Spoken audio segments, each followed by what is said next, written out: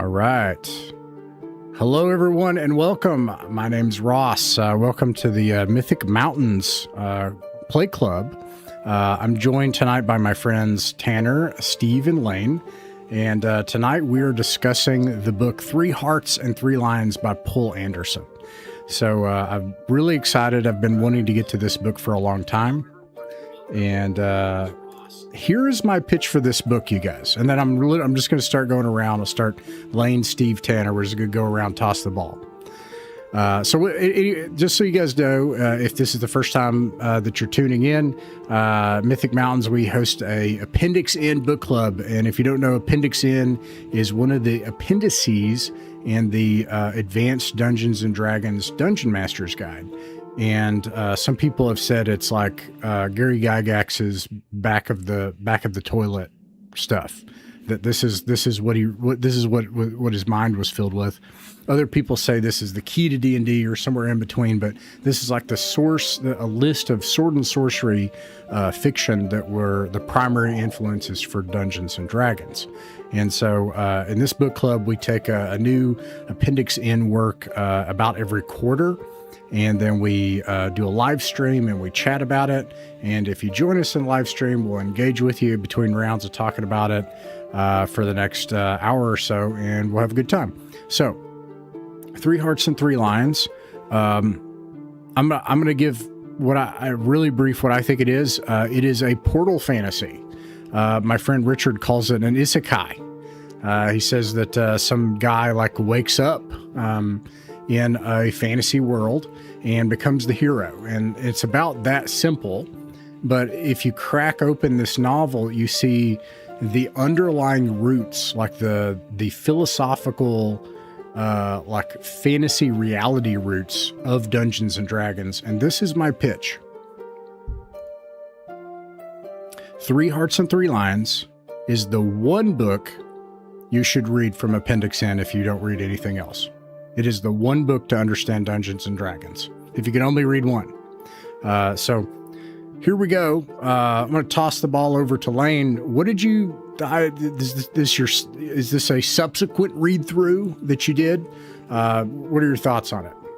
So this is kind of like the last one we did. This is one of those books I've been meaning to read forever and just somehow never got around to. Like I've known about it, and there's like bits of it that I've heard and reference to so much, and I've known that it was like one of the big, major influences, and there's like with the alignments and things like trolls, and I know touch points of it, but this is the first time I've actually read it. Like I didn't even realize until starting it that it was like a portal fantasy, or that it was like the whole setup, and like, oh, okay, somehow I missed that. Even that's a big part of it. So yeah, I was really excited to read it because just from the completist in me, and I've read a lot of the other Appendix N stuff, and ultimately, I'm not sure if I completely agree with your statement that it's I think it is definitely one of the foundational parts, but I don't know. I liked it fine, but I wasn't. I don't know. I have my nitpicks with it. Some of them are obvious, and like they're so like it's such a thing of its time that they're not even worth making. I definitely want to hear the nitpicks. When we get back around, let's do let's do impressions first, and then when we go back around, let's do like a summary of here's my whole, like this is what I think of the whole thing, and then let's get into specifics. We'll just like toss specific. Steve, was this your first read? What were your impressions of it? This was my second go through. I read this a few years back, and I thought it was pretty good. I'm like, yeah, this is all right. But this time I did the audiobook, and about 8 hours long, and my intention was I'll just break it up for over a few days. I went through 6 hours in one sitting because I could not stop. The guy narrating, he did all the voices, and that just completely changed how I saw everything, and I loved it. If any of you are willing to do the audiobook, do it as soon as you can. I have several times. Yeah, and I completely agree. Yeah, the audiobook is so good. It's really absolutely surprising. Tanner, you said, tell us what you told me before we started here, because I think that's pretty wild. Sure, with a little bit of a lead up. So Yeah. I first heard of this when I had first gone into D&D and really old school D&D back when I was 11, because, you always hear, oh, the magic system was from the Dying Earth, and the Paladin and Troll were from Three Hearts, Three Lions, and it's like, okay, these sound really wild, these sound really interesting, but I'm probably never going to get around to reading these, because, books like these, sadly, are not always in print. Well, I get older, it's on the internet. And sure enough, I discovered that audiobook that was just mentioned there, and I assure you, that audiobook makes this novel. And reading it in the text and listening to it, it quickly became probably one of my all-time favorite novels. I've read it or listened to it about 5 or 6 times. It's up there with Don Quixote and Tales from the Flat Earth for me, although those are probably a smidge or two above. Sorry, Poul. It is nowhere close to being a perfect book, but it's very much a very wonderful, very warm story, and I'm very happy that I've read it. And again, I must agree with Lane there. There are several books that are in the running for, if you can only read one, read this, but it's definitely up there. Like, this is absolutely, this and Hyro's Journey of all things is absolutely a vision that Gary Gygax had for the AD&D world. Not even a question in my mind. Yeah. Cool, man. Yeah, I'll go last in all these rounds. So this is my second read through. I kind of did 2 readings at once, though, in a way, because I listened to the audiobook and I read it. And I know this is where you guys are right. The audiobook is really special. And I told you guys in the chat before this is going to sound so weird. People are going to be like, this is stupid. When I listened to the audiobook again, I was like, this is Total Recall, but fantasy. And in the sense that it's portal fantasy, but also that it's a Schwarzenegger movie, but not just because the guy does an accent like this, or he's doing the riddle battle with the giant, and he's like, why did the chicken cross the road? And then this giant is like, well, let me see. I've pondered this question for 5,000 years. Once the great giant so-and-so and he's, of course, the chicken crossed the road because he must. He's like, no. And then he goes through all this nonsense. And at the end, he's like, because he couldn't go around. And I was like, this is a Schwarzenegger movie. This guy's such a meathead. And if this thing had asterisk, the giant there, Grotnar, easily the best character in the book, and it's amazing. A chase. The first thing you gotta remember, for those who've not listened to or read this, is that Grotnar, while he has the deep, ponderous accent, he's very much written as the hick who won the riddle contest last year at the carnival. Yeah, so he's trying to pretentiously work through the epistemological when it's really just a logic question, and the nonsense is him just swearing at Holgar and calling him every nasty thing for just an hour and then doing it again when he hears the answer. Yeah. So I just to discover this, I agree that it was just delightful and charming and heartwarming, and when it penetrates the icky sword and sorcery stuff, it's something. And I was just enchanted by it. Yeah, I really enjoyed it. So anyways, that's my impressions. And this is my second and a half, whatever you want to call that, read through. So Lane, what is your I'm really interested to hear it. Give me your review or summary. I'm really interested to hear. You said nitpicks. I want to hear the nitpicks. I'm really interested. Well, I can't think of anything now other than your Total Recall but fantasy thing, because that is, to me, I've definitely had the thought that could also be bad in a way too. That's good, and that's the thing. Mike, it's hard. I wouldn't say I didn't like it. I was maybe I had it built up and I wanted to like it more. but definitely one of the first thoughts is like, this is kind of like a Schwarzenegger deal, and then the Total Recall but fantasy is like, oh yeah, now I can't not see that.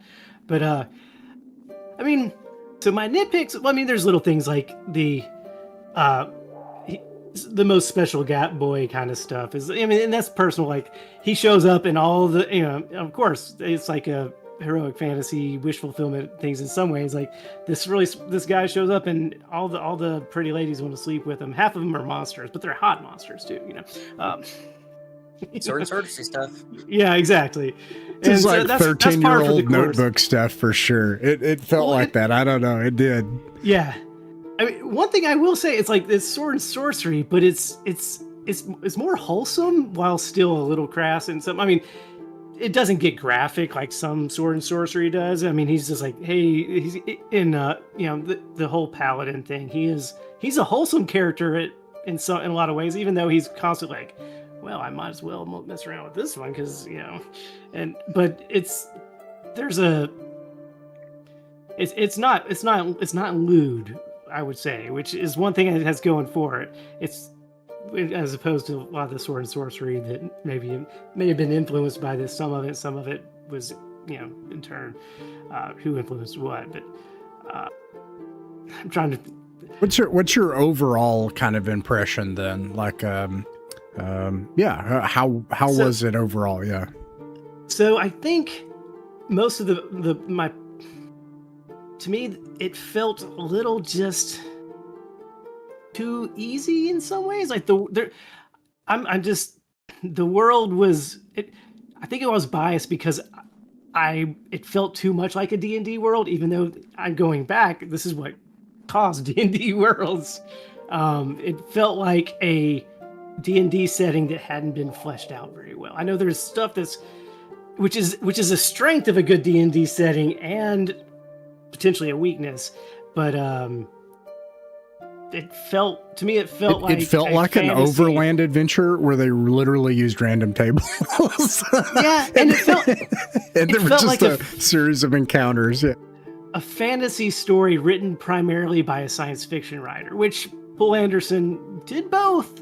And he was all into the anachronist society and medieval history and stuff like that. But I know him mostly as a science fiction writer, and it felt like a science fiction writer deciding to take this fantasy stuff is popular too. I'll try my hand at that. But it felt like it's primarily a science fiction writer who decided he wanted to write fantasy, and kind of comes from that perspective where he's just not going to get as deep into the fantasy parts of it. And he's just going to make a fantasy world that doesn't necessarily feel as real to me, if that makes sense. Yeah, man. So we'll get around to you here. I want to do not lose that, Tanner. Don't lose that, Tanner. I won't. Don't lose it. I won't. I agree. At my first read through is everything you just said. Steve, what your overall kind of impression? Like I said, the first time I read it, I thought like this is pretty good, but it's nothing that I'm gonna write home about. But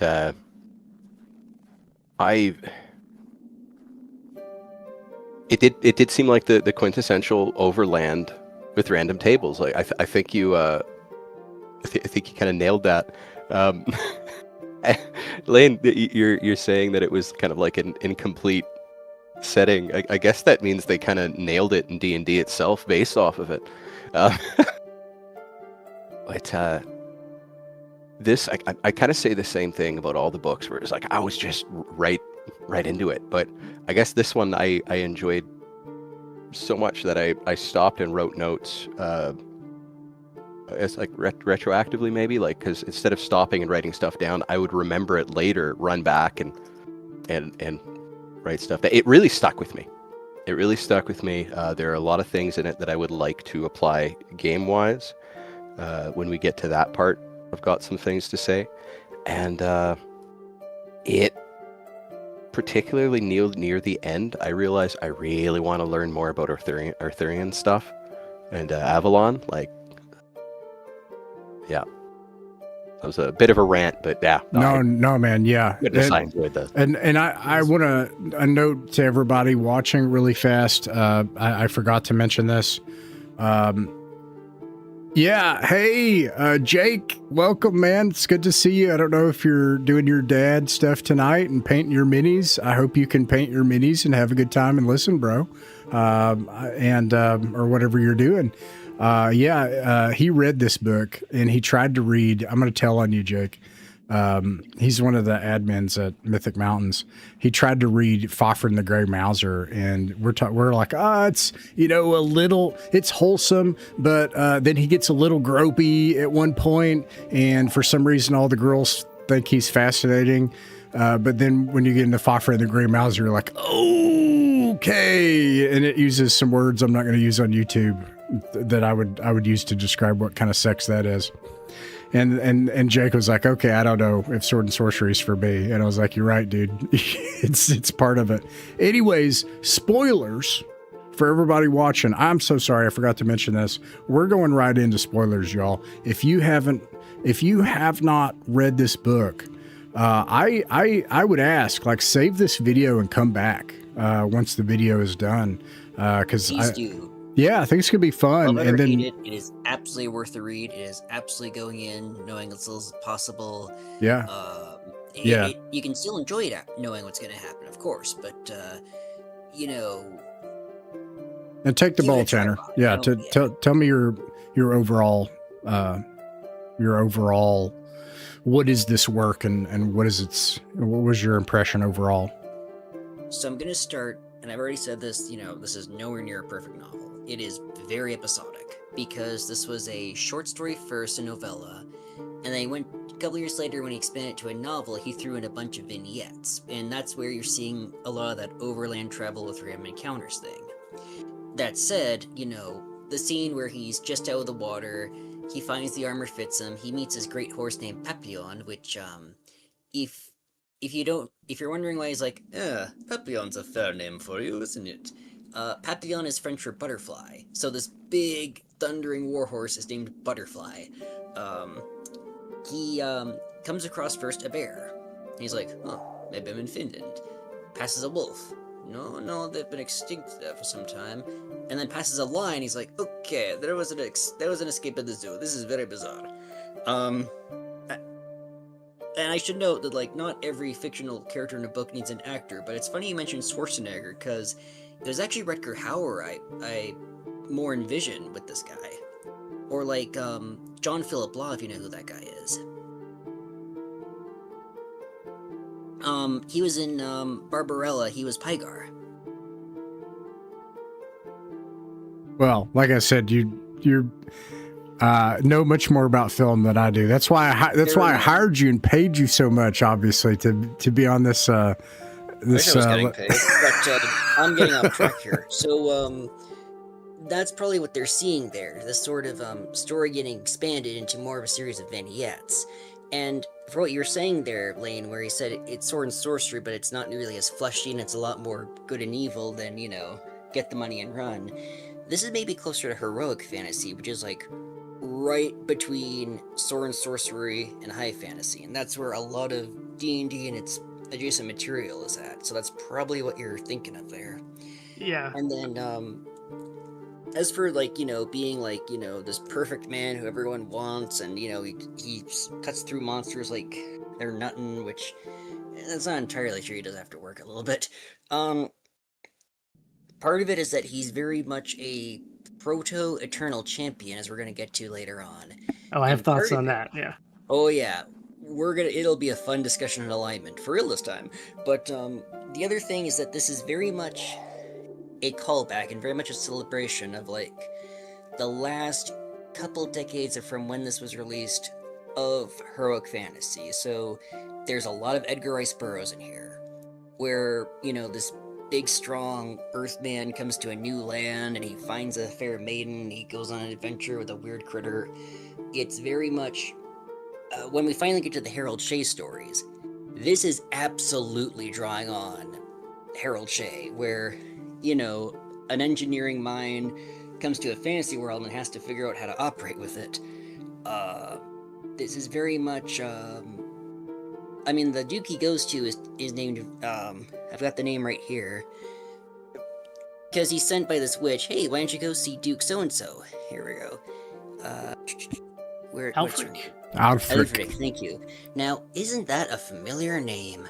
What other novel have we read recently about elves and a fey land and, oh right, King of Elfland's Daughter? And then works like this are going to, ripple out into stuff like, of course, the Elric novels, Marguerite St. Clair stuff, especially Philip Jose Farmer. I believe it was this, it was, either Ambra that inspired Philip Jose or Philip Jose who inspired Zelazny's Amber. Pardon me. I get these mixed up sometimes, but it's very much of its time, and that this is a little bit of a Nexus novel. Yeah, man. So Alfric, right? Alfric means the king of the elves. I'll say this, then I want to introduce this. I'm sure you guys, there's no way this is in your notes. We're doing this right away. But I want to note, you're like, it's heroic fantasy, it's portal fantasy. It kind of fits in this. We're saying it's different than something like Fafhrd and the Grey Mouser. It's proto Moorcock. But here's one way that it's importantly proto-Moorcockian. It's anti-Tolkien in a way. It's like sitting on the edge of that, because you do have this world that is very Tolkien-esque. But there's a very important difference between this and King of Elfland's Daughter, which features the King of Elfland again. So we have essentially the same archetype, at least, if not literally the same, shared character in a way. And that is that they're evil. And this actually shows up at the end of the book, and this is very important, I think. And it's different than Advanced Dungeons and Dragons. Frankly, I'm kind of wrestling with that right now as we go into an AD&D game.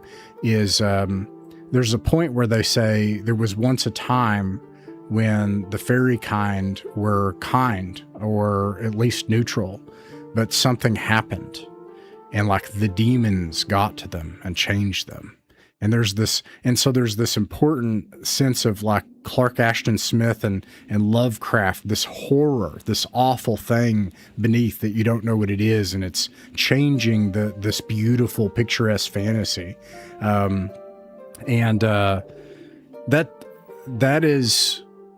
That's a big shit. That's a shift, and that's going to go into this horrible, like the Eternal Champion series. Which much more fleshes out alignment and the hard edge of sword and sorcery. That's like a beginning of that. So here it is, guys. I don't usually read this. I'm literally only going to read these 4 things. This is from chapter 3. By the way, this is the implied setting of Otherworld, of like my D&D setting, is I just say, read 3 hearts and 3 lines. But chapter 3, I think it's like on the 3rd or 4th page of chapter 3, it says this. Holger, who is the hero of the story, he says, he's just went to see this like crone or witch, and he's just been partnered with the most lovable damn character in a sword and sorcery novel ever. You've been a good dwarf. It's so good. Not just me, I have been a good dwarf. Oh my gosh. Hughie is the best. Oh yeah, man. Well, anyway, so he meets Hughie, and he's with the crone, and he's figuring out where he is, and he's figuring out that he's kind of in the Carolingian cycle. He figures that out later. And I agree with you, Steve, that this is it, man. Like the chivalric romances are, oh man, but anyways, yeah, he's figuring out that he's in this, but there's something wrong with it. And that's kind of what I'm saying. It's like he figures out he's in the Carolingian cycle, and then he figures out it's mutated by some evil force. And I think this is key to... So anyways, he says this. He says, Holger got the idea that there's this perpetual struggle that went on between primeval forces of law and chaos. This is before Warhammer, you all. This is before Dungeons and Dragons. No, not Thor. Yes, no, not forces exactly, modes of existence, a terrestrial reflection of some sort of spiritual conflict between heaven and hell. In any case, the humans seem to be the chief agents of law on Earth, and though most of them only unconsciously, while witches and warlocks and evildoers sell out to chaos. But even though there are a few non-human beings that understand law, the middle world, including fairy and trollheim and giants, they have these wars with men and this long drawn struggle. And anyways, under law, all men would live in peace and order and liberty. And only law could give liberty meaning. But this is alien to the middle world. And they are forever working to prevent it by extending their shadowy dominion. I end. Folks, alignment. And I used to be, and I still do this sometimes, where I'm like, you know, like if everyone in Dungeons and Dragons has an opinion about alignment, you know what I mean? And I'll always go like, have you read 3 Hearts and 3 Lions? You know, I'll be like, you know, let's start. Yeah, exactly. Yes, Redditor, that's me. Yes. So honestly, the Redditor would probably be the one denouncing that. Indeed, they have. But let's not talk about Reddit. I want to have a good night. Yeah. But alignment. So Lane, thoughts on alignment? That's one of the, I mean, I do. That's why one of the reasons I was so glad to read this, because I knew it was the foundation of the alignment thing. I think part of my thing is I can't not read this because I read Elric first, and I know this influenced Elric. But my first, reading of any Appendix N stuff, and even when I was a kid and finding my older brother's copy of like Demis and Demigods, it had Elric stuff in there, and so I've always just been a gung ho Elric guy, and on a investigative level, seeing where, I mean, this is, I think Moorcock may have even, he's been open about the influence on this, but Elric kind of takes the same thing without the wholesomeness, I guess, and I think that's probably, I believe in the first chapter, the first book begins with a chorus of tortured bodies where they're mutilating them in order to create a chorus of music. So yes, they took a little different approach in that one. Exactly. They've sliced open most of their vocals so they can only sing one note, and they've got a chorus of all those singing the one note. That's what you're remembering.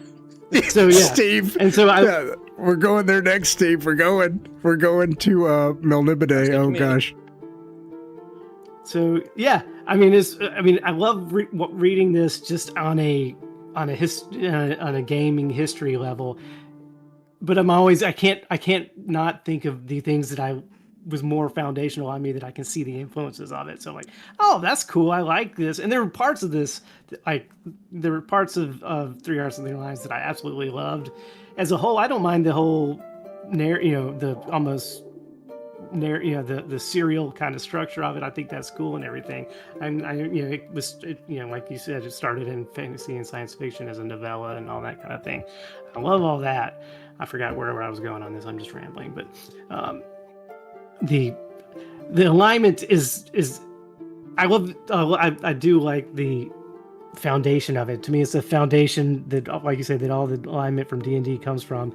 It's just, I like some of the darker stuff, I guess. I don't know. But so I love seeing the paladin side of alignment. And then I'll go read some Elric for the more chaos side. Hey, we'll vote on it right after this one. Maybe we can do the first Elric novel. I'm cool reading Elric after this. Yeah. Elric and Melnibide, the novel, some of the short stories. What are we talking here?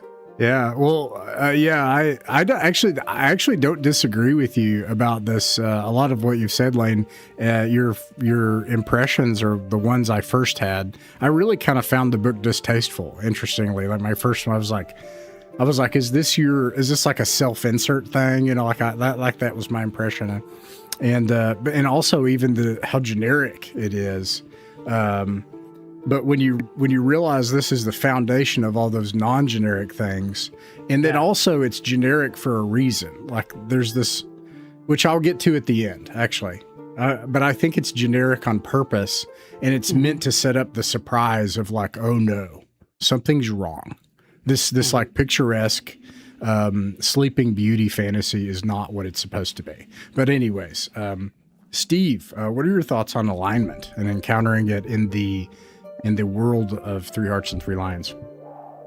I was hoping I could find a couple lines, but I'll have to paraphrase. When our main character is first asked, like, "Are you on the side of law or the side of chaos?" He goes, "Law, I guess." Like, it was just this, like, sure, let's do that one, right? And then later on, when goodness, I'm so bad with names, it's unreal. Eleonora, Yeah, they Eleonora. ask her, and they're talking about that. She goes, "Well, law, because the middle world is just so beautiful. Although fairy is quite beautiful too. It's just like she picked law because it's pretty. He picked law because." So that kind of messed with my concept of law and chaos. Instead of chaos just being this like, aha, I'm super sinister, and law just being like, smite makes right. No, you can just kind of pick and act accordingly. I like that it to me it implied the lawful good, neutral good, chaotic good, and then the same thing for the evil side. But that just, our main character is paladin. He's got his druid girlfriend, and they're just like, this one because that. And that threw me off. Like that's completely flipped what I thought the law chaos alignment was. Like I thought just, Warhammer, right? But like actually, yeah. But it has both, because it also says this in multiple places that there are plenty of people that don't pick. It says, just like I read, it says they're unconsciously in this. That's just where you line up. Or there's some people that fight for chaos that they're actually nice, like you actually like them, and then there's some people that pick too, and they're like, I'm going to pick that side. Yeah, I didn't even think about that. That's really uncomfortable. It's like people that are like, I'm going to pick that. Two of our main characters just chose. There's a moment where Holger is like, you know what? Why not chaos, actually? And Morgan Le Fay is like, makes a really compelling argument, which is essentially transhuman transcendental, that says all this stuff is like fake and not that great. You've been here like 200 years. This is nothing, dude. Like, listen, it was very reasonable. It was actually a really compelling argument. Even Holgi, when he's bringing him to, I'll bring you to Alfric, and then he goes, you know what? Maybe you shouldn't. He's kind of awful, but you do you, I guess. Even him just was like, I'll totally bring you to the guy who knows going to skin you alive. That's fine. Actually, you know what? Kind of like you. Maybe don't. Even him was just like. So Jake just said the most relatable thing to me is his desire for tobacco and coffee. That's like his first complaint when he shows up. And you know why Hughie doesn't want to turn him in suddenly? Because they become drinking buddies. Do you remember that? Now, if that's not the most D&D exactly party what thing I was ever. thinking. Lead a dwarf to booze and he will drink. Mm-hmm. Well, even when he meets Karayu, they're like very suspicious of each other, and then the next thing they're walking up the stairs supporting each other because they're hammered, and the innkeeper's like, these guys again, kind of a thing, right? So adventure types.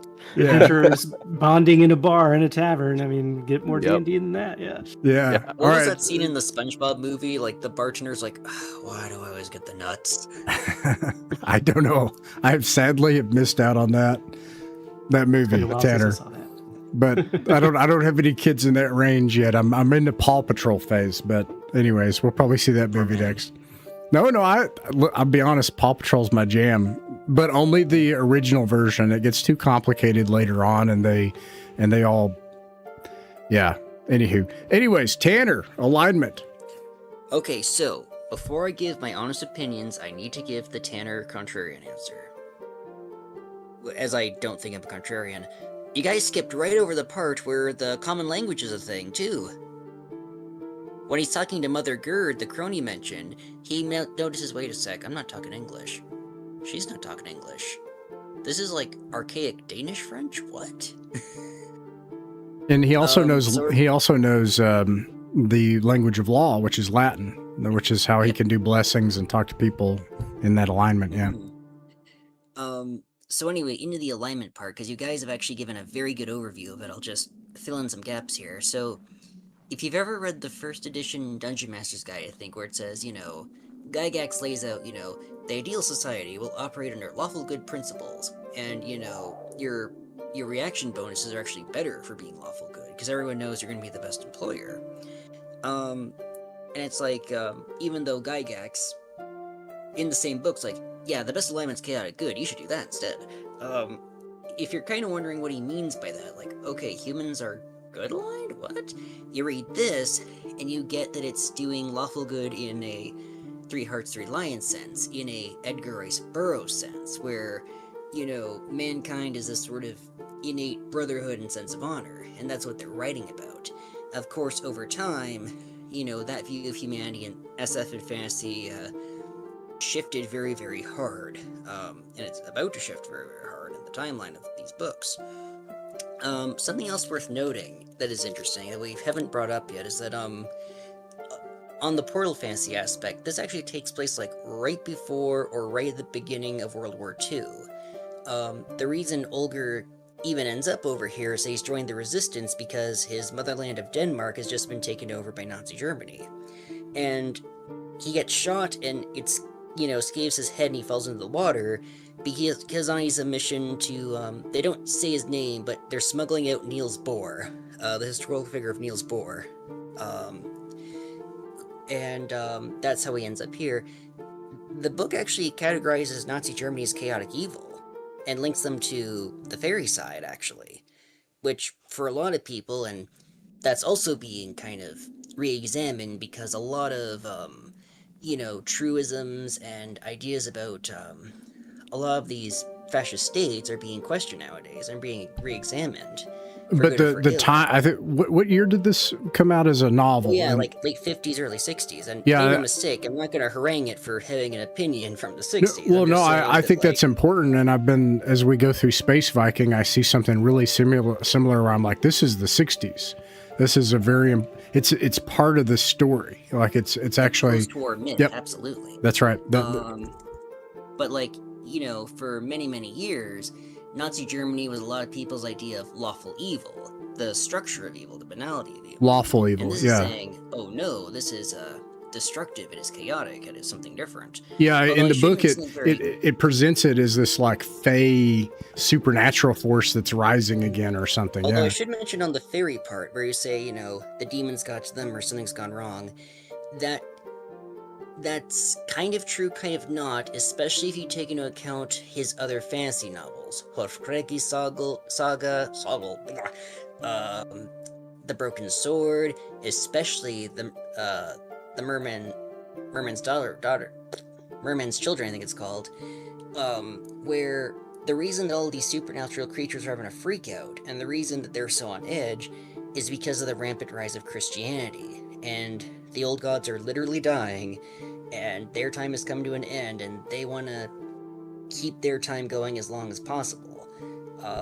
It's like chaos does not, like we see from the fairy courts here, an elf is perfectly capable of being a, decent, warm person. The problem is that, well, they're chaotic. They keep slaves. They,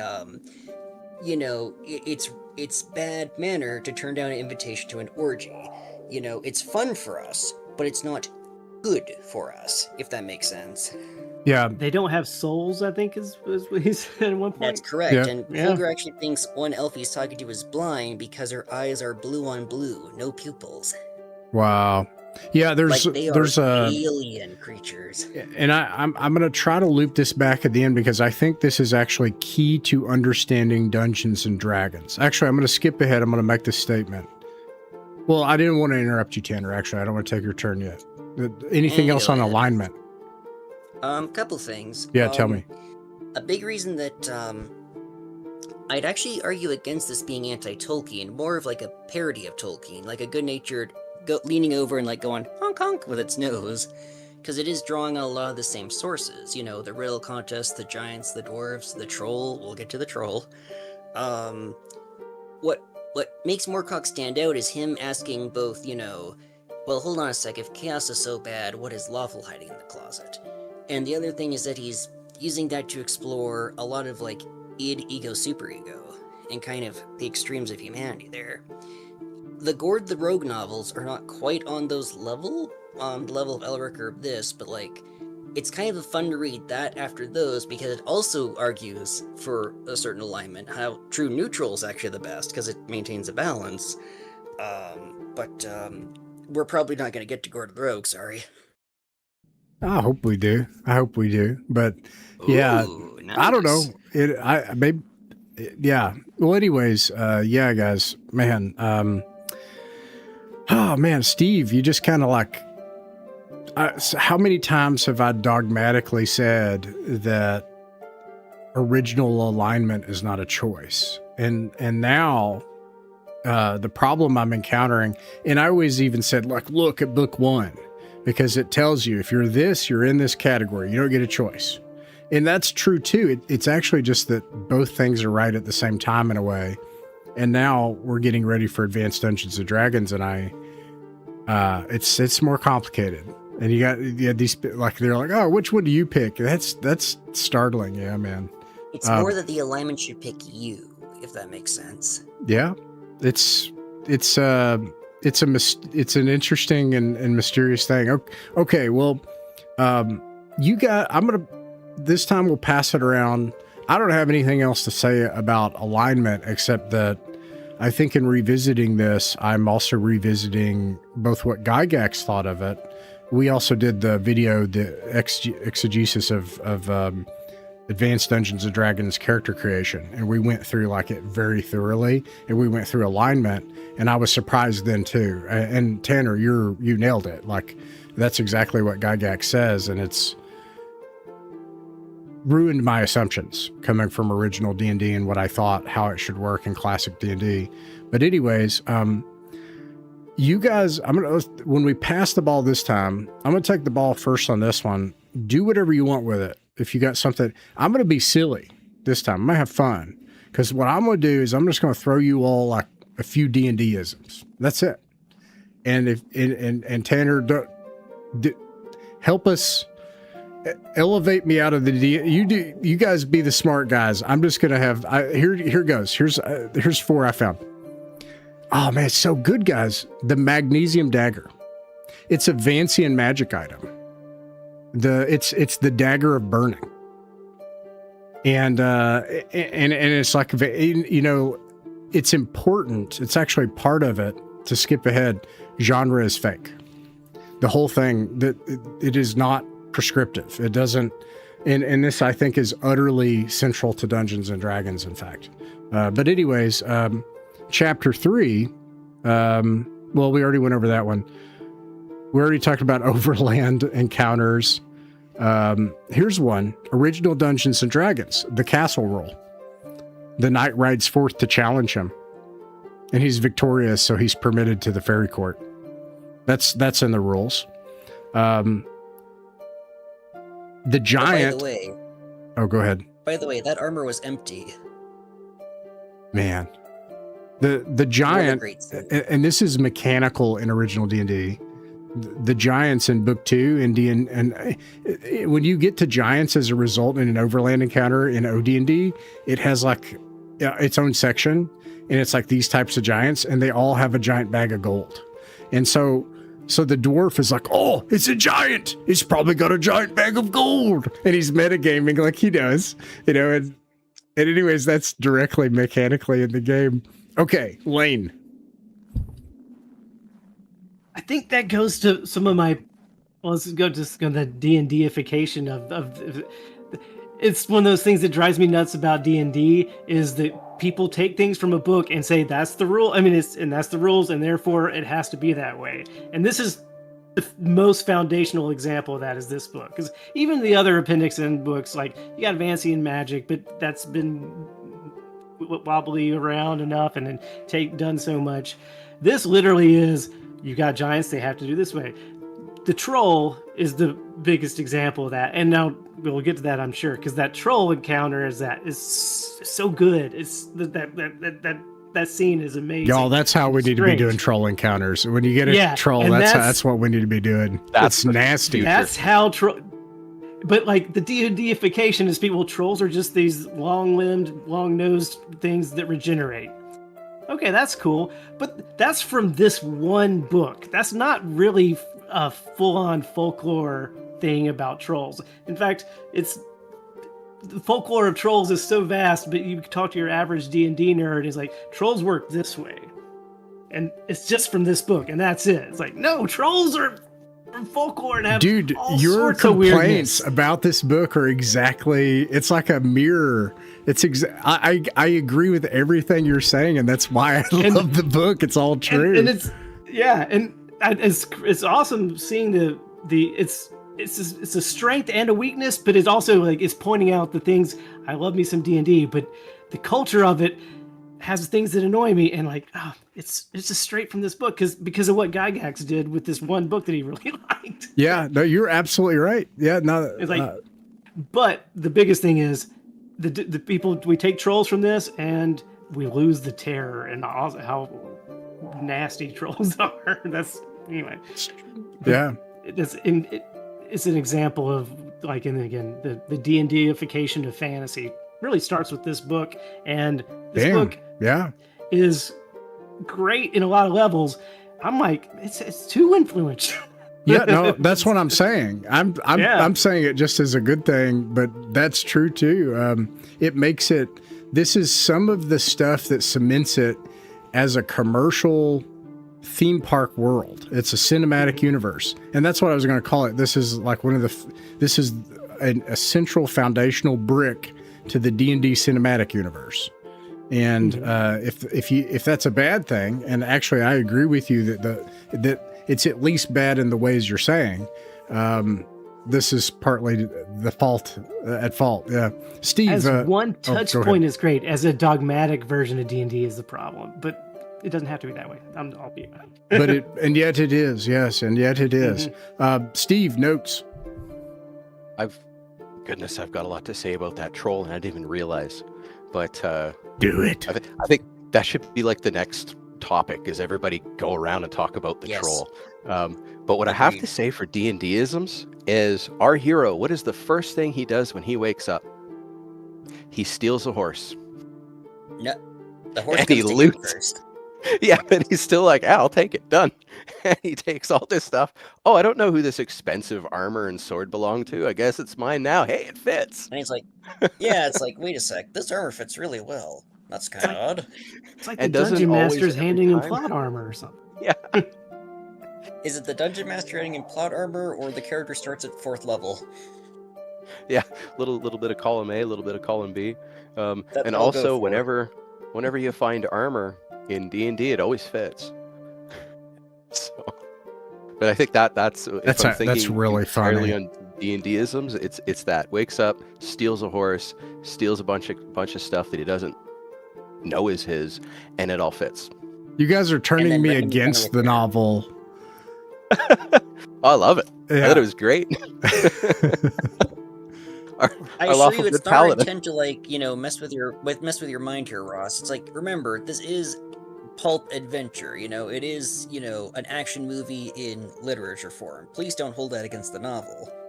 Yeah, that's the funny thing, is we're speaking about it anachronistically too, because D&D didn't exist. But it's also true that it's at fault for a bunch of stuff. You're right though. But Tanner, your notes, please.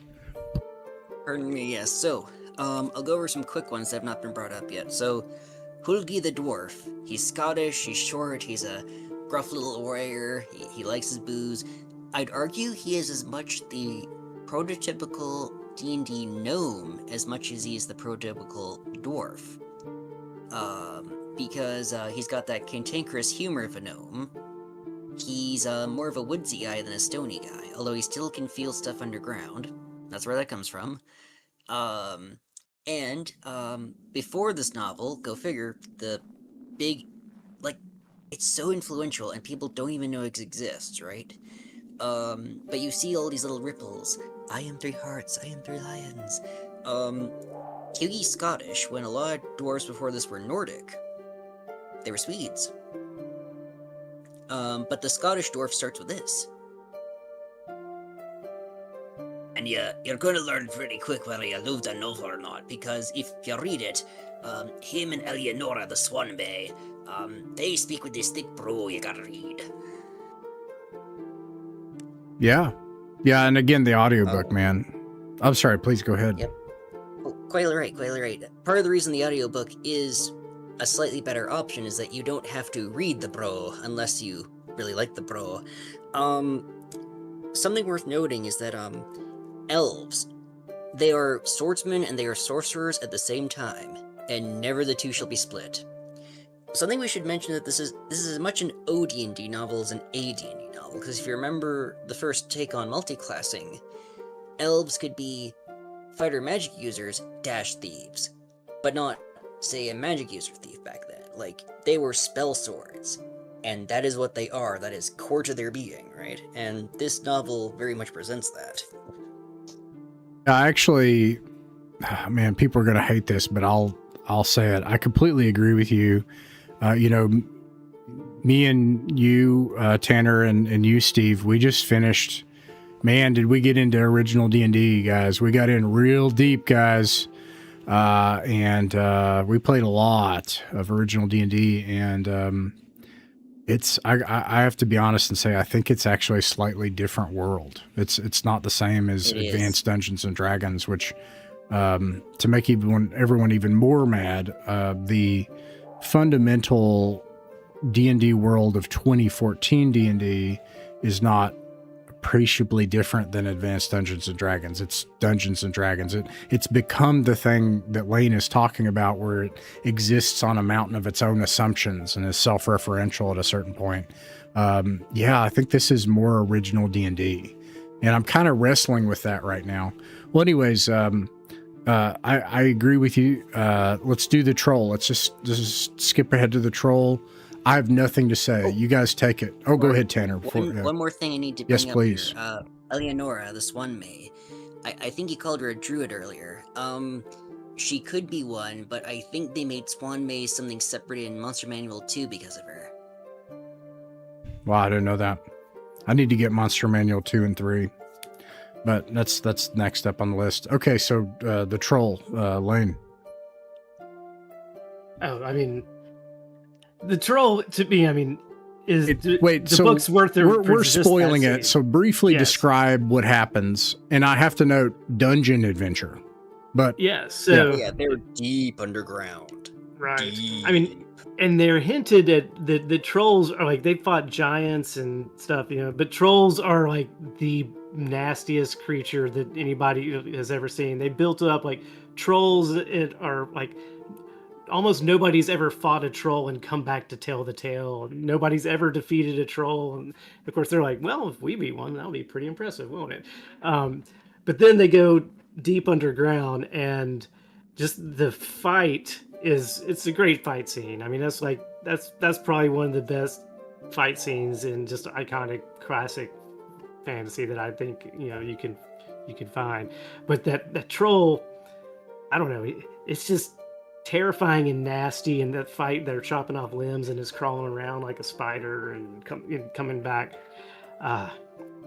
That's the sort of fight scenes that you just need to see more of in D&D if you're playing D&D. And the trolls just being that regenerating thing, as long as you use fire, you're fine. No, it's not like that the way it reads. Now, ultimately they win, and so maybe it is, but no.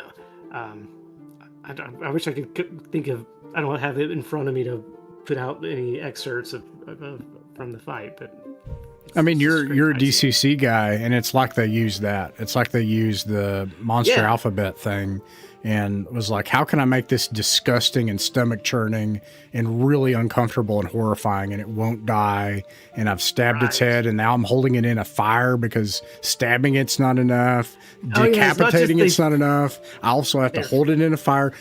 Its intestines become tentacles. What the frick? I was literally like, oh. I was like, It honestly reads as much like The Thing as Who Goes There. Yeah. Like, it is like body horror, and it is so well written and so unnerving and so wonderfully just gnarly. Yeah, and it And almost to me, it stands this- out in the book that doesn't. Most of it has great fight scenes, but none of them are as just terrifying as that. It's I like, think whoa, this this is different. This was the trick. The trick was to invite you in and say, why is the sci-fi guy writing my jaunty fantasy book? And this is why. And then there's this and a couple other things that are going to happen right afterwards, where you discover there's a Lovecraft thing happening actually, and that chaos is mutating and infecting, and yeah, the cross can burn an elf, and yes, the elves are in terror at the coming of Christ, yes, but which I think is wild too, but no, also there's something awful happening, and I think this is key to it. But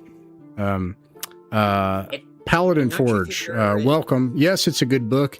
And they all say, oh, well, Gygax, the Paladin is based on this one historical figure. Oh, actually, no, the cleric is. Fair enough. The cleric, where there's that one guy. Archbishop Turpin, who That guy, yeah. did work with Charlemagne a few times. Yeah. Go figure. But in this book, they got this whole spiel about the Paladin. I mean, they go in depth about it, and they like reference it several times. So your namesake, bro, that's what's going on here too.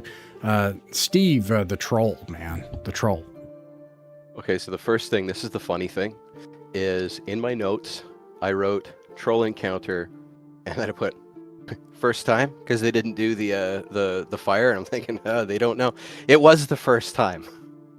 It was literally the first The time, first so- D&D troll encounter, yeah. Yeah, didn't occur What to was me this? until we started talking, and I wrote down it was all caps.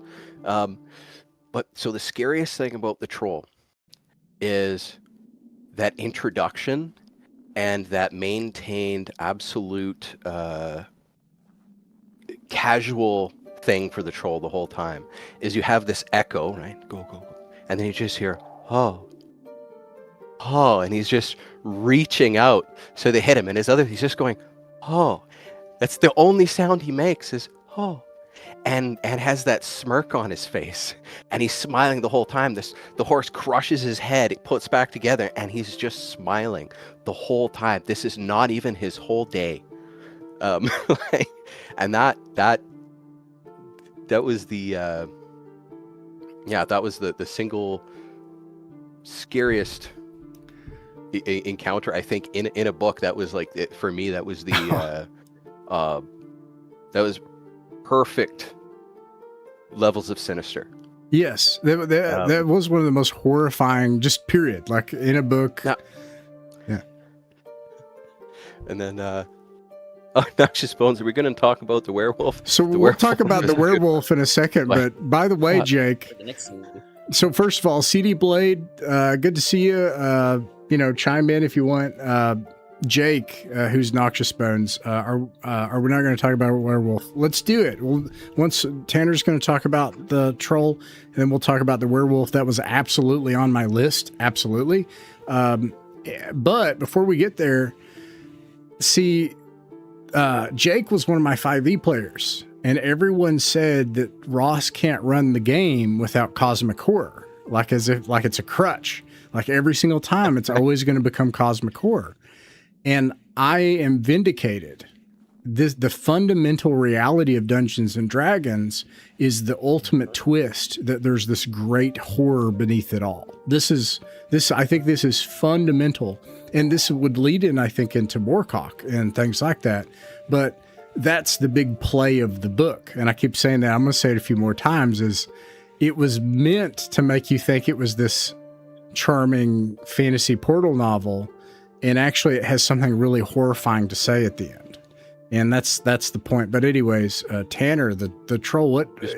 The one last thing. Oh, sorry, is Steve. the one Please, to yeah. bring up is the last thing they pull out is the torso, and I just have it. Fought them with snakes of guts. One sentence. It didn't have anything left. It used its intestines to attack. Oh my god. That's all. That is Dungeon Crawl Classics. Like that. That is like. Yeah. And Lycan does it should not be a troll, it's the troll. Yeah, Yeah. it's the troll. Oh, Every troll man. is just him. It's canon. So, Go for it, you Ted. guys have actually summed this up really, really well, just how wonderfully grisly this fight is. So what I'm going to add is the build up to this thing, because, like, you are correct. It's like they hear, oh yeah, people have beaten giants. People don't beat trolls.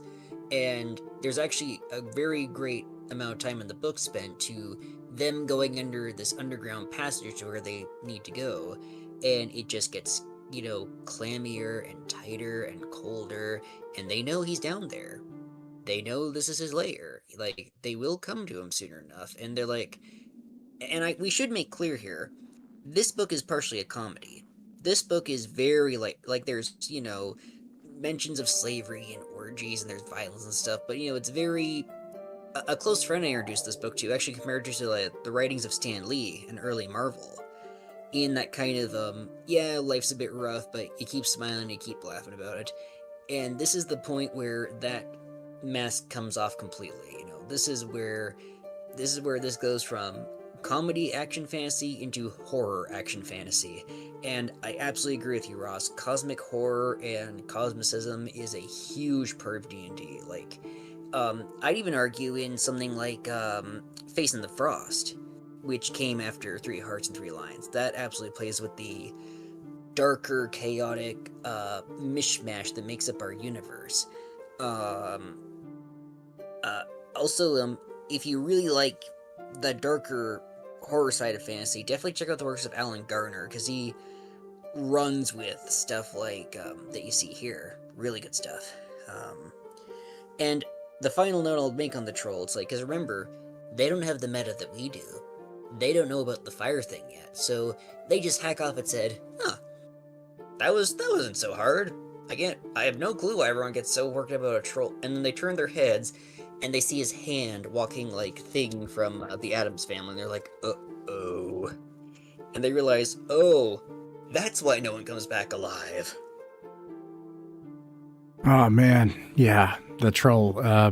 Yeah, so that was really special, but I really think this is the play of that whole thing. It's really more, to me, this novel is actually connected to Clark Ashton Smith, who is part of the whole cosmicism, the whole Lovecraft thing. If you read his stories, his little tiny stories, there's lots of stuff like this. There's fairies who are super just pissed, just angry at being jilted in the cosmic order of things, that there are these elder beings who live here, and there's this being that is anathema, this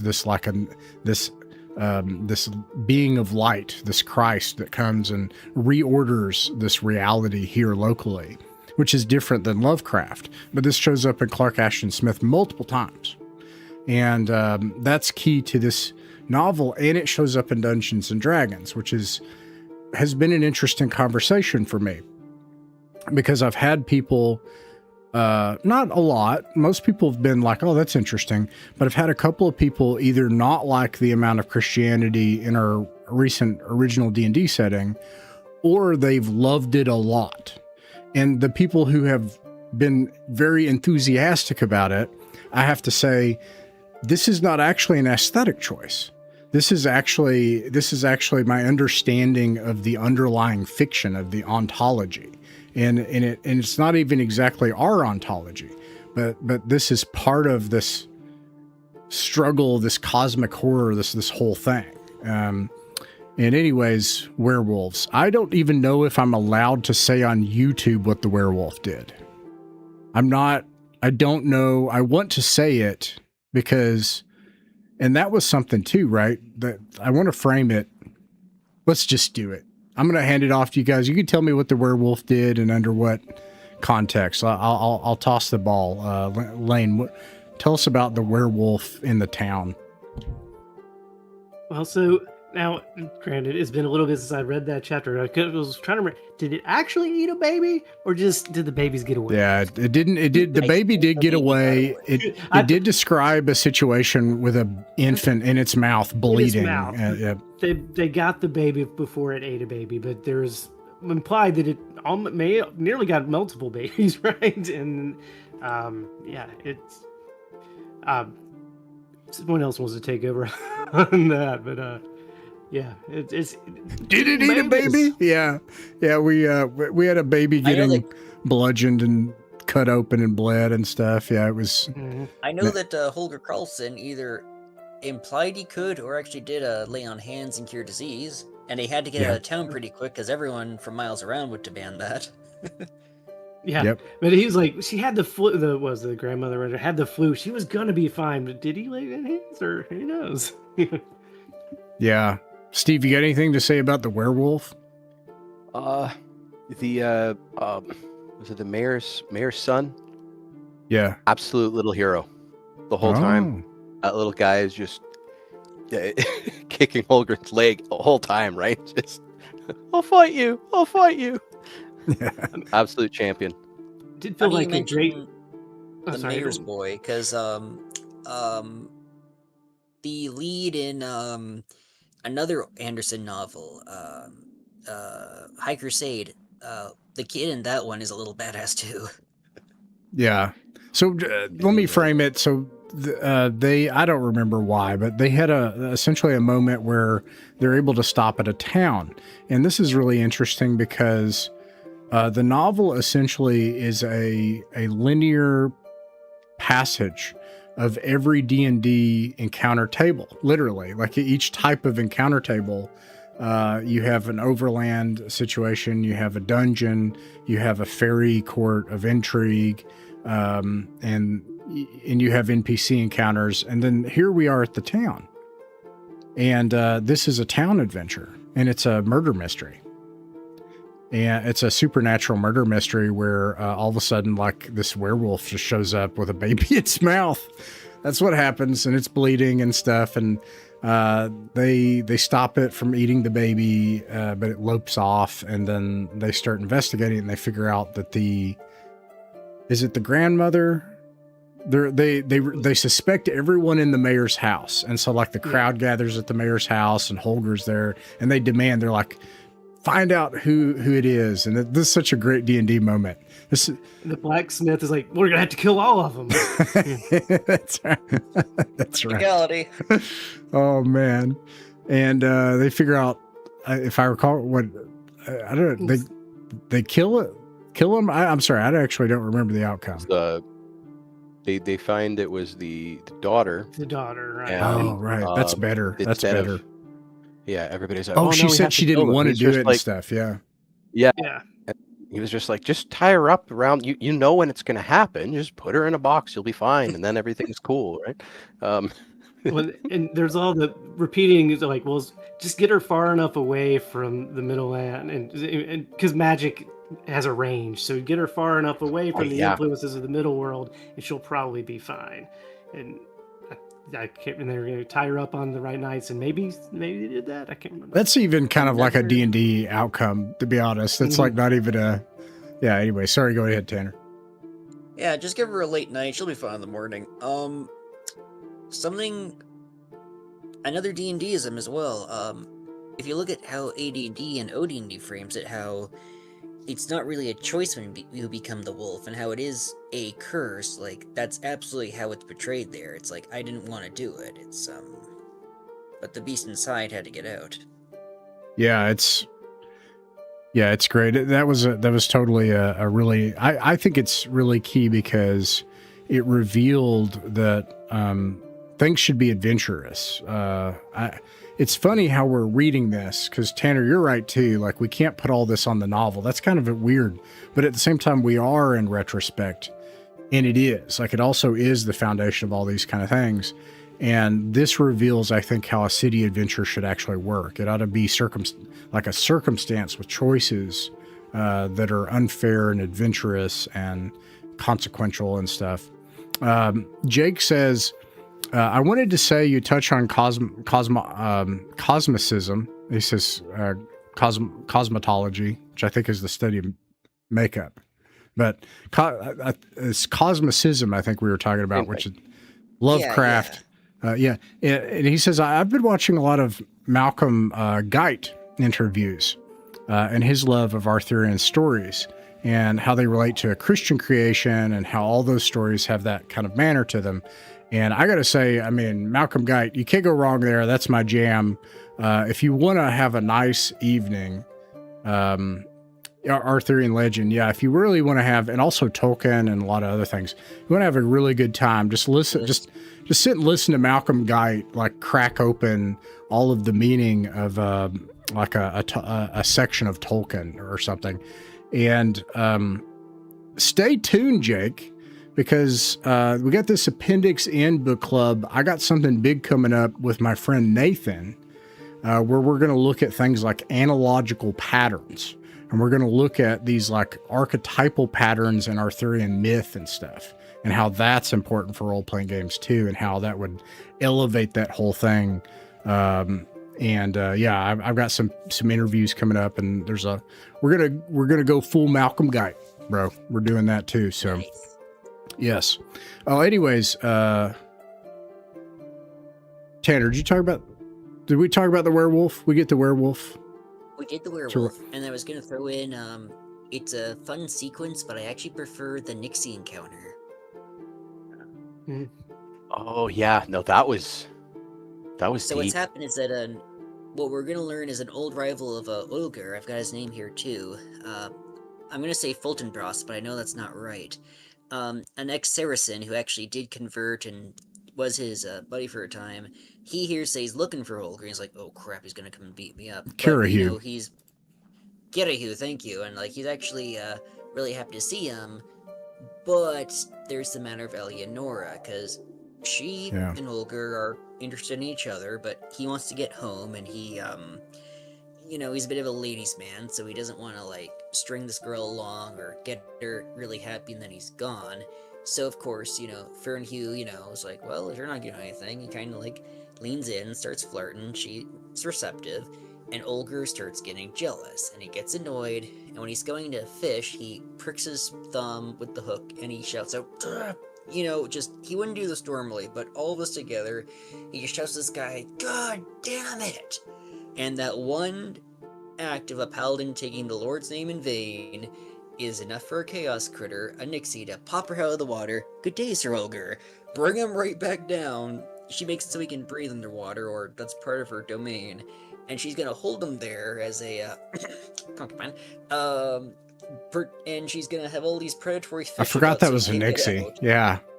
Gosh, man, what a wild. If you ever wondered, why a pond lady can summon up, barracuda and salmon? And it's like, okay, why does this make sense here? Again, this is directly where it comes from. Okay, and actually loop in Malcolm Geit and that whole way of thinking about things and archetypes again. There's this entire... I'm doing it. I'm here. I'm sorry, Tanner. I did it tonight. I'm sorry. Sex. You can't get away from this. So why do you apologize? I actually agree with you on this topic. I know, but I said I wasn't. But it's. I told you were going to do it. Now, I had this. It's pretty good. I went almost to the end before, but Poul Anderson. When I read this the first time, I was like, this guy is just like a self-insert freak. I find this really kind of lowbrow, frankly. Stuff like that, like the Nixie scene. And it just seemed like it was everything. Morgan Le Fay, like what? Literally Morgan Le Fay, like you were like her secret centuries-long lover in the other world or what? Oh my gosh. And then I went on. Legends bring his body to Avalon. So there is that. And then I took a journey into like Moorcock and other stuff we're going to read later, and it was full of this stuff. And I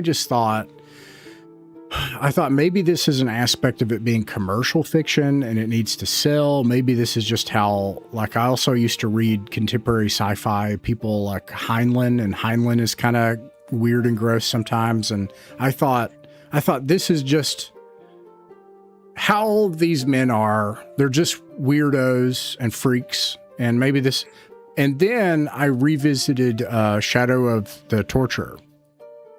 And I went back through that and kind of came back around the long way. And that and Conan changed my mind.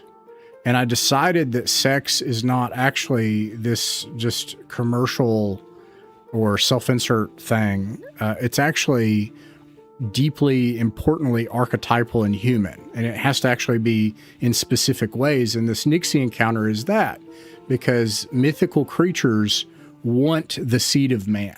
Like, this is actually crucial to this thing of chaos. An orgy is not merely just a random expression of chaos. It's this is important, that they need his seed. Like, this is a whole thing, and like the myths of these creatures. And yeah, I didn't think I missed the part of it being a Nixie, but what a weird situation, dude.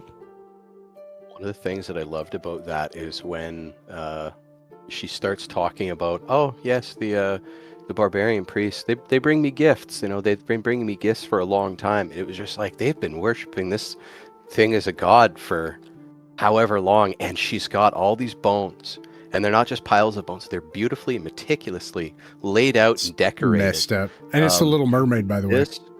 Yeah, and this is what I think you could do like a whole episode on how evil and sinister the Fae are. Yep. And everything in there, because like part of the thing where he's able to get away with the using the magnesium knife is she's too aloof to how the humans act and think, to be able to catch on to what's going on. She's so ancient, she's so evil, old, and intelligent that she's too big for this tiny little guy. Beyond, you're gonna be my little sex slave. Like, yep.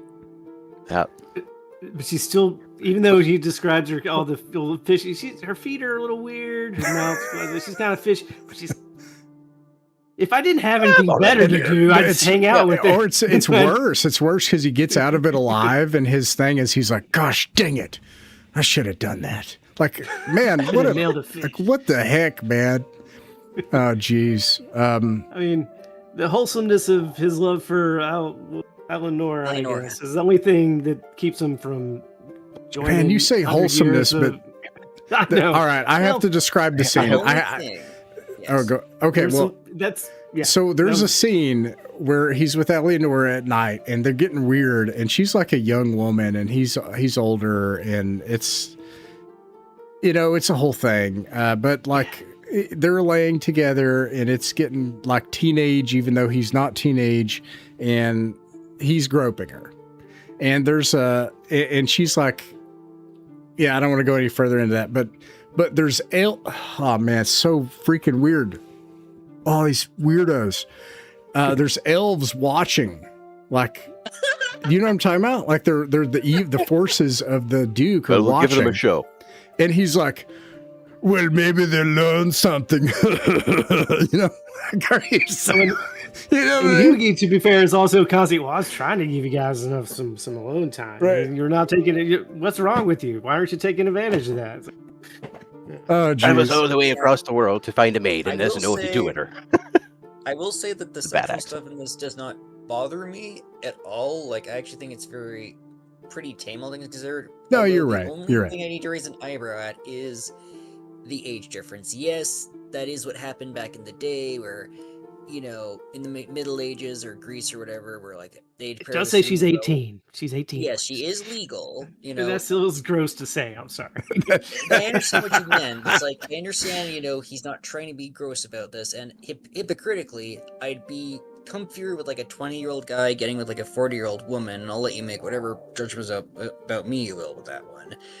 But that is the one thing that does make me raise an eyebrow. That, and just about that. Otherwise, actually, no, there is one thing that does mildly bother me, and again, it's of the time. I know it's meant for comedy. I don't think Poul Anderson means anything bad by it, but Morgan Le Fay and Eleanor get into a spitting match at one point, and There they're was a like, cat fight, a magical cat fight. Yeah. yeah, Hobeg and Beanpole, and it's like, Yeah.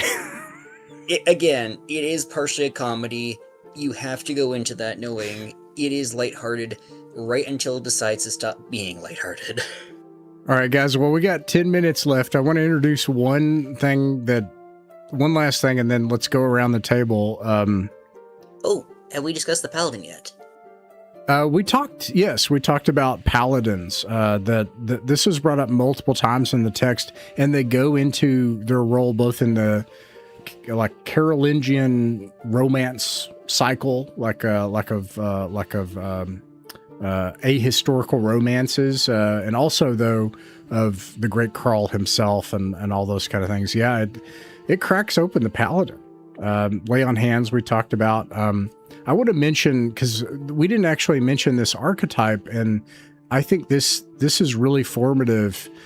In like, you could look at it like Lane says, like this is what produces the brand D&D in a way, to put it bluntly, or in another way, one way or another, it produces a foundation, and that's the magician, Martinus Trismegistus, who's an old man in town, unseen servant. He has the spell of, and this is like a whole thing, because in order to have, he's the sage. How do you identify an item? And then also this archetype exists within a social order. He talks about like who he has to answer to and who he's competing with and what he wants. And like, so how magic fits into this world and exists and enters the realm of law. They have a magician. He's kind of a pathetic figure. And as I look in Advanced Dungeons and Dragons, I'm seeing, and I'm looking at my friends who have magic users, and they just exited original D&D where they're like unstoppable demigods, basically. In Advanced Dungeons and Dragons, I can see the magic user being a kind of pathetic, odd figure. It's interesting. That's not really true. Like, obviously they can become powerful, but like, they exist in this web of obligation and limitation and difficulty, like that the fighting man doesn't, per se. I don't know if that makes any sense, but I just want to throw out. I want to throw out the wizard archetype that's in the story. I'd even argue Mother Gerd, though she's much closer to the witch the D&D flirted with for many years. She also summons a demon. Yes. And apparently she sold her soul for a really good booze recipe.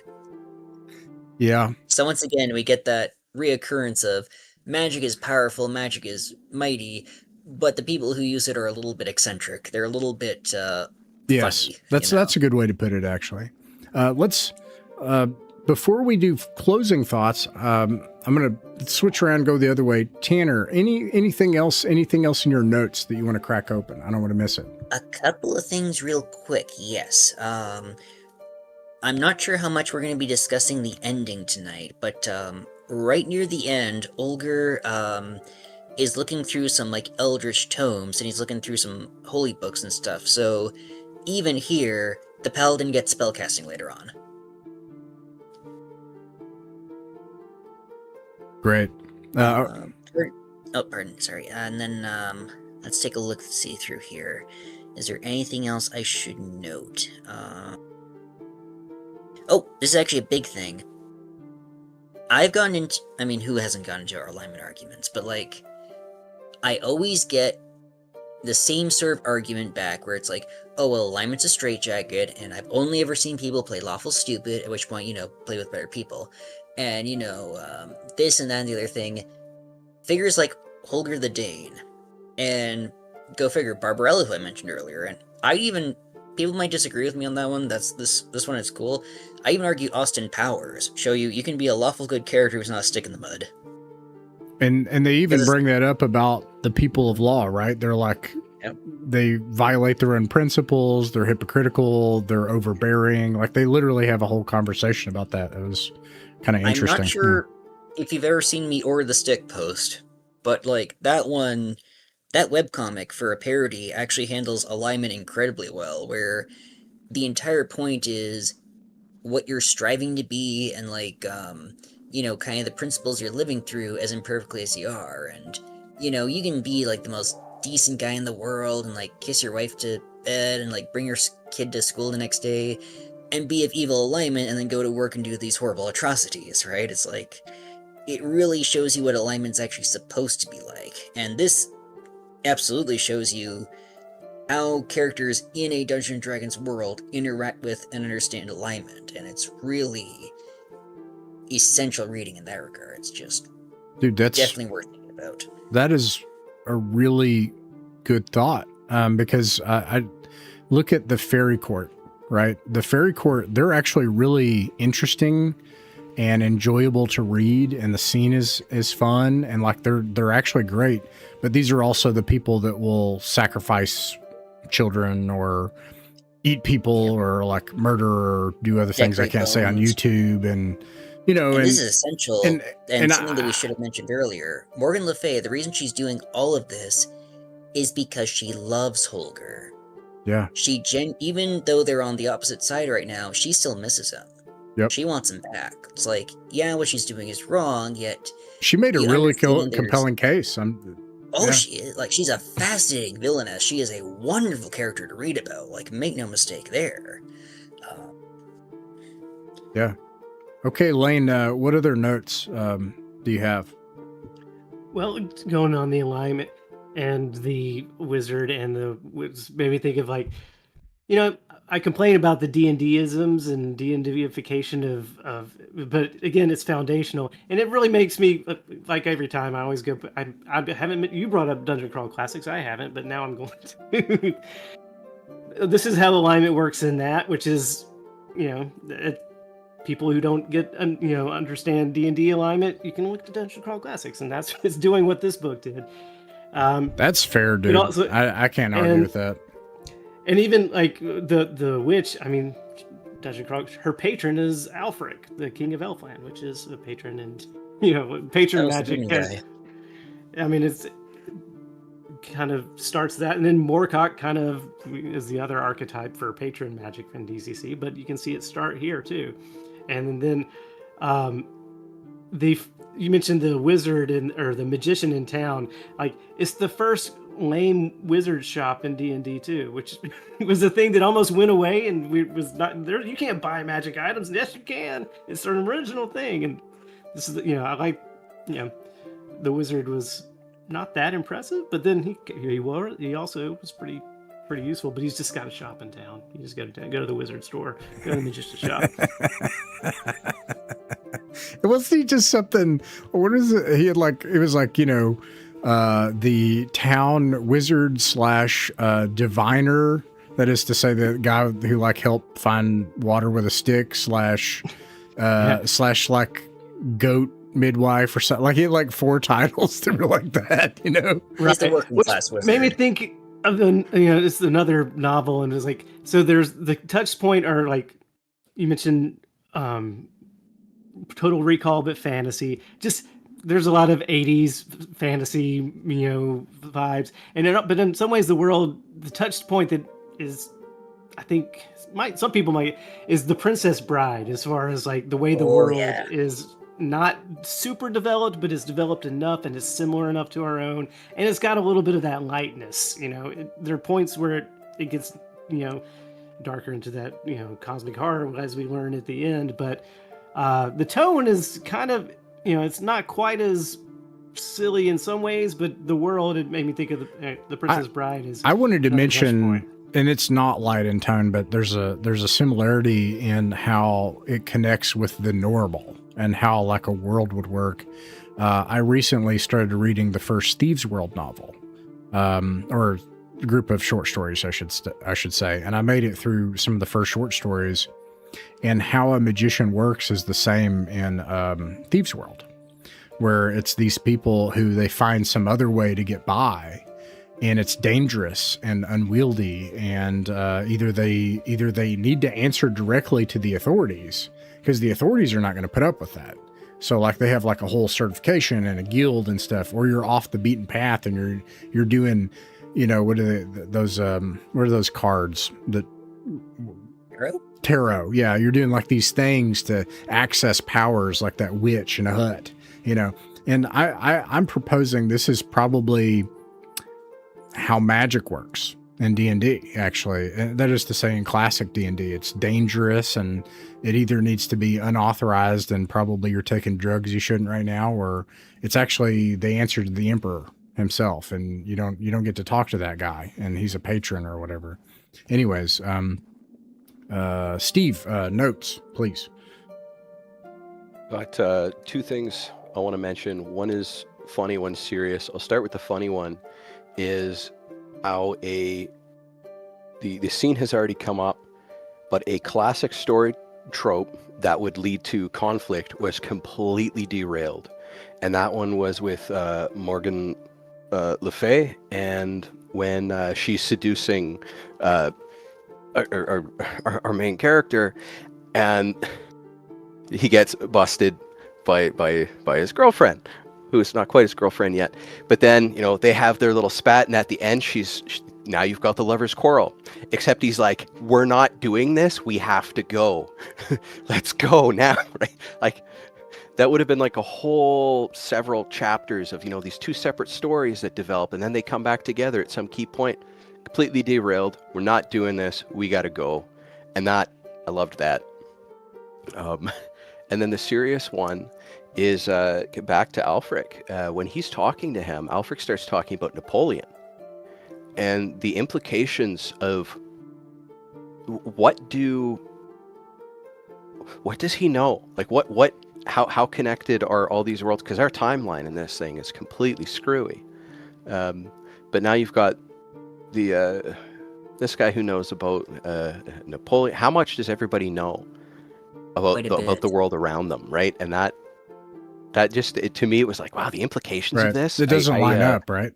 Yeah, I need to dive into that more, right? Funny you should mention that.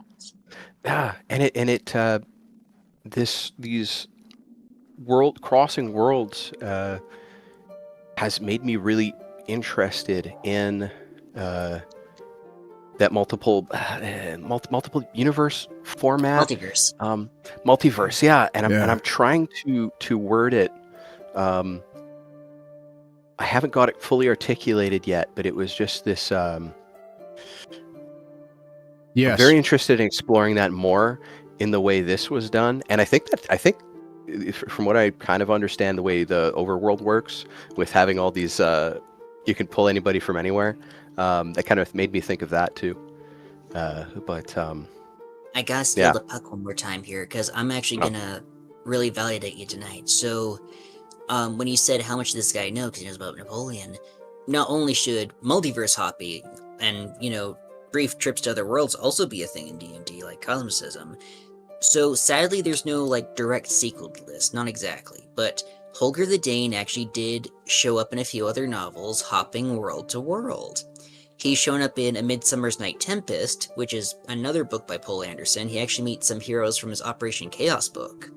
He shows up in Heinlein, go figure, Number of the Beast. He's in a tournament of the greatest warriors.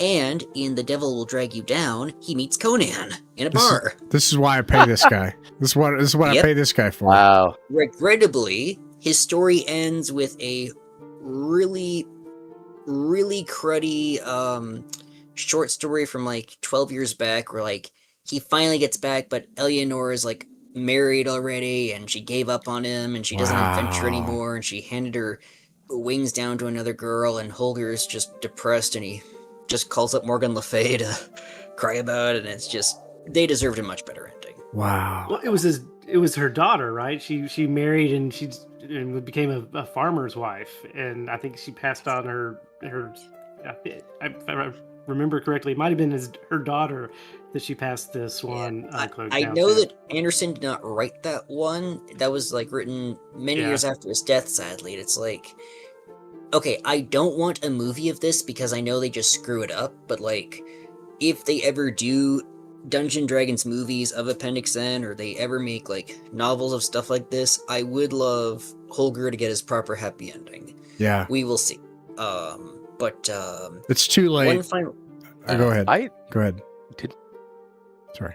The final thing Sorry, the final thing I'll note, and then I'll toss this puck back over, I'm very bad about that, is, we've not been trying to, but we've been talking around, like, this very specific brand of vanilla fantasy. This, Sleeping Beauty, excellent point, what was that, The Princess Bride, there was one or two others mentioned. When I'm hearing this from you guys, when I'm reading this again, this is actually really reminding me of a really, really good, very well done vanilla fantasy from, like, 2012 called Dragon's Crown. Which is a very beautifully animated, very fun beat 'em up, and I'm only now realizing, holy crap, Dragon's Crown and Three Arts Reliance, this is the exact same kind of world, where it's grandiose vanilla fantasy that's still very tongue-in-cheek.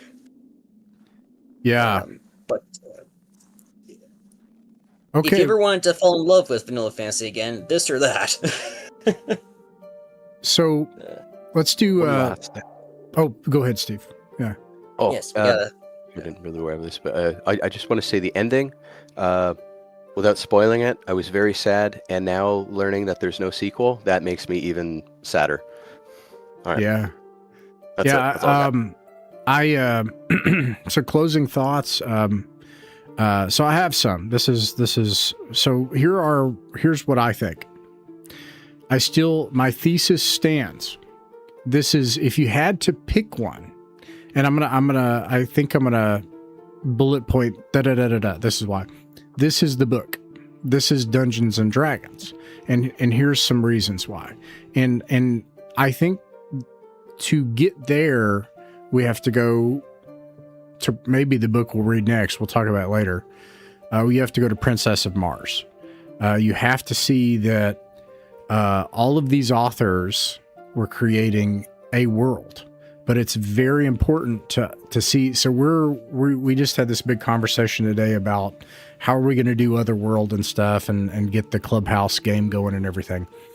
And our mapper, who's a professional cartoonist and like literally draws like and stuff for profession, it was like, we need a map. And I agree, okay, to be clear. But there's a problem, and I watched a video today about a guy who's like, well, you can't have this much gold in your economy, and you have to have, like, you can't have an army this size because it needs this much crop output, and I love that stuff, okay, I do. But there's a way of thinking that goes too far that is no longer Dungeons and Dragons, and I'm going to say these things. First is this. Dungeons and Dragons is a world. And that to understand that world, it is not a multiverse in the Marvel sense. Of course not. We don't mean like in the Marvel sense where you have iterations of the same thing, etc. It's also not some geographically coherent thing. This is a mythical thing with Vance's Lioness and Sword and Planet, like John Carter, and all of this is the same place, Hyperborea. Like this is all the same place. And this novel reveals this underlying thing that he enters a liminal place and he's like, I'm in the Carolingian cycle. Oh my gosh, of course. And am I on Earth? Is this Earth? Because like if you look at chapter 3, the geography doesn't line up. Because they'll say, oh, well, the realms of man are to the west, and that way is Great France, and you see Spain, and they mention Spain, they mention Avalon, they mention like these things that you could pinpoint on a map, and then they say something outlandish. They're like, to the south are the Dragon Kingdoms. What is that? And they're like, to the north is Trollheim, and to the east lay Fairy. And then they even say, I think in that chapter, they say, for which things become unclear. And I guess that's my proposal. This is the place for where things become unclear. And this book does a big switcheroo on you by the end, where you don't know, am I on Earth? Was this a dream? And there's something awful and horrifying. And to Tanner's earlier point, the Nazis, which I think this was important, like in novels at the time, were people. And there's this element of familiarity where the fairies are meant to be this thing that is close. And when you go to the fairy court, you're like, oh, these are nice chaps. And then you figure out it's not just that fairies are fundamentally evil, it's that in this world of Dungeons and Dragons, there's this horrifying thing at the bottom where the treasure is. I think this is very important. Anyways, okay, I swear I'm done ranting, but this is why I think it's fundamental. Okay, closing thoughts, Lane. I'll shut up. I don't have much more to say other than it's definitely a good foundational read. I'm glad I read it, and I could probably come back to it and pick up new things, and yeah. But I think if you're going back to your original point that I said, I'm not sure if I agree with that this is the book that you should read. I think it is a book that you can read. And it's one of the books, and that is a totally valid one. There are other books that you also could read. This is definitely one of them, and in some ways it may be the most foundational. But also, I can buck foundation and do your own thing. But sometimes depending on what game you're playing. Right, Steve. What are your final thoughts? I think it's a very foundational book. Had I not known that this book was written before D&D, I would have assumed it was written by somebody who plays and about D&D. I think don't read it, listen to it. Just get the audiobook and it'll change your mind. Yeah, I think this is one of the foundations. This one and Power the Elephant, if you want to learn what a dungeon crawl looks like. These two have to be, to me, some of the most important ones out of Appendix N. That's what I got. Before Tanner's final thoughts, Tanner, you close us out. Mark Haggart, he says, if you were transported into the world of D&D, Final Fantasy, WoW, or any fantasy, had to make a perfect character for yourself, what would you choose? Race, class, multi-class? You want it, you got it. My main has usually been a human cleric, ranger, multi-class. Would love Hyro's Journey, Mark. Yeah, I started D&D, cleric, loved Witcher games, ranger gets favored enemy. Oh, you. I think you might play the modern game, sir, which is perfectly fine. You're welcome here.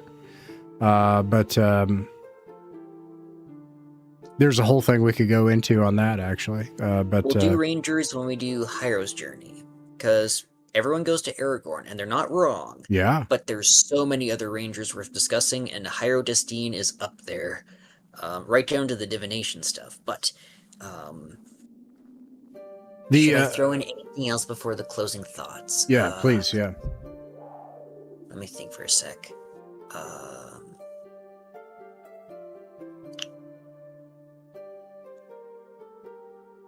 You know what? If I think of it, I'll say it in the comments somewhere, or I'll just message it to you and that's to it. Yeah, that's totally fine. I think you are right. I think you are correct in that if you can only read one book, but you should not just read the one book, right? Because like Conan is wonderful literature, but if you only read that, there's so much in D&D you're missing. Personally, I think Changeling Earth, the Empire of the East stuff, that is fundamental D&D reading, and if you only read that, you're still missing out on a whole bunch of stuff. I would say for 3 Hearts, 3 Lions, this is where you should start your journey. Not just because it is literally the first book from the first author mentioned in alphabetical. 3 Hearts, 3 Lions. Yep, it is right there top of the list, either by hook or by crook. But I would say this is a good place to start your Appendix N journey, because whatever you like or dislike is going to lead where you're going next. So if you like the idea of the 6'4" strapping feller with a sword and a gun, well, maybe not a gun in this one, but like, you know, unlocking his potential and becoming a cosmic warrior, read the Edgar Rice Burroughs stuff, because they're all about, you know, prospectors and college football stars and, you know, just these heroic rough toughs, you know, going into these wild places, going into these ancient places and becoming these immortal omniglots. If you love the thud and the blood and thunder, the And yes, I do know Poul Anderson also wrote Thud and Blunder, which is a great essay. That's why I just said that. If you like the raw action of it, go read Conan.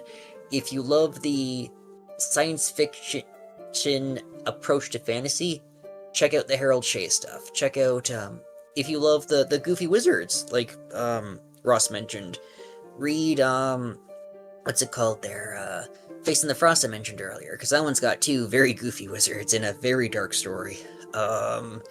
If you like the cosmicism, check out Lovecraft or Jack of Shadows. Like, this is your great... I remember what I was going to say. One final note, along with cosmicism and alignment and stuff like that. Liminal worlds where... This is the ancient times, where you could see elves and giants, and nowadays you need a thing of overcoat to see that. Another one of my favorite fantasy parodies, Deathstalker 2. They know who Conan is, and they come across this, and the villain hires, like, henchmen from, like, Attila the Hun and Genghis Khan, who lived, like, years apart and miles apart. They go to this, crossway, where one of it's, like, this land here, Hyboria. Yeah, this... And that's a joke. I know it's a joke, but it's like... the doors between these places are very much open, and you should be able to cross them, That's what I'm saying. This genre, as a great master of this game says, genre is descriptive, not proscriptive, and that these doors should be open. This is a world in and of itself, and that's what I was trying to get at.